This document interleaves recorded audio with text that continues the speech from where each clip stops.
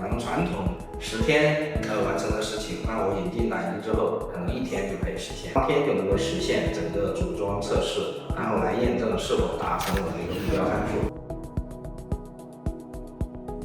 我们广泰永力成立在1996年，目前主要生产的产品呢是这个散热风扇，然后的话目前也在发展水泵以及这个 DC 风扇、大风扇还有微风扇的一些产业。主要的一些客户群体呢，像这个新能源汽车，然后目前的一些光储、光伏还有储能以及充电桩，包括我们的服务器，像这个电源等等的一些行业，主要还是工业控制类的。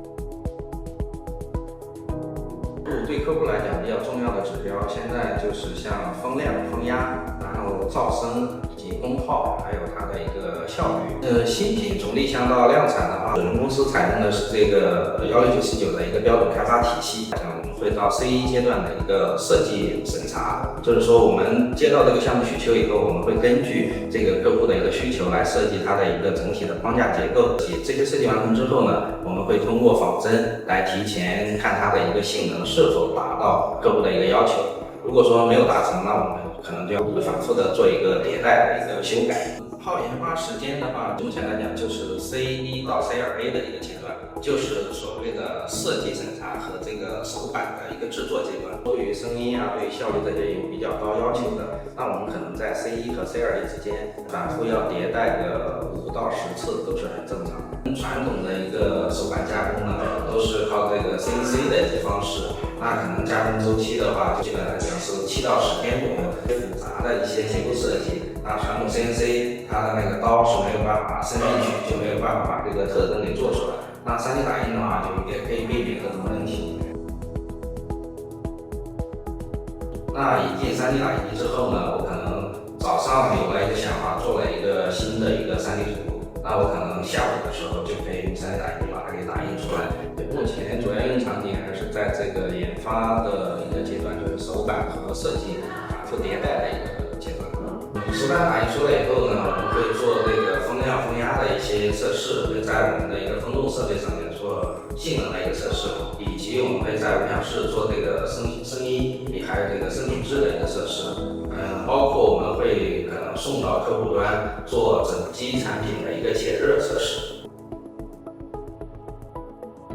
我们目前用的主要是 PEEK 的一个材料，一个是这个高耐温、强度以及尺寸稳定性，还有就是它的一个表面的一个光洁度。我们现在这个散热风扇可能最高转速都已经做到5万转，做这个旋转的时候，它的一个阻力是非常大的。那如果说材料的一个强度够的话，会造成我整个扇叶的一个变形。那变形之后呢，它整体的性能可能就会偏离我的一个设计目标。这个手板品如果送到客户端去做实验的话，那客户就会把我的风扇装入它的一个整机设备，它本身的话，有时候可能也会到100度左右。表面光洁度的话，因为我们也选了很多常规的一些黑色的，包括像 PA 啊、PT 啊这种的一些材料。那这个打印出来以后呢，它的一些表面的一些粗糙度可能就需要打磨。为了追求一些美观，那我们可能会做一些喷漆的处理，这样整个的一套流程走下来，可能会很大的一个耽误工程师的一个时间。所以我们选择 PEEK 的一个打印原因，那整个打印出来的扇叶面是非常光滑的。我们采印最关注的还是打印的一个精度，以及它的一个包括材料的一些选择、耐温，以及我们的一些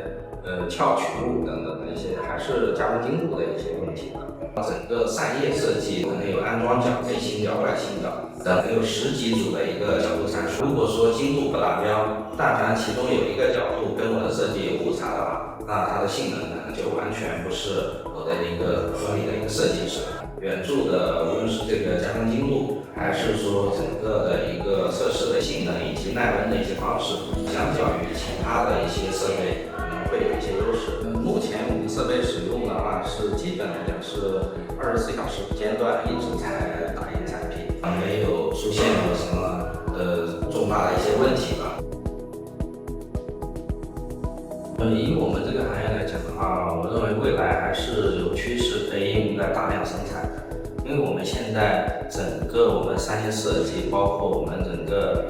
异形的一些结构也越来越复杂。再加上来讲，我们现在本身的一些定制化的一些设计服务，那可能它的量就不会是像传统的那么的一个几百万的一种需求，它可能就是几千个、几万个的一个需求。那再结合一些很复杂的一些流道啊、微通道的一些异形的设计，那可能会有这种以 3D 打印来代为这个开模具的一种生产方式。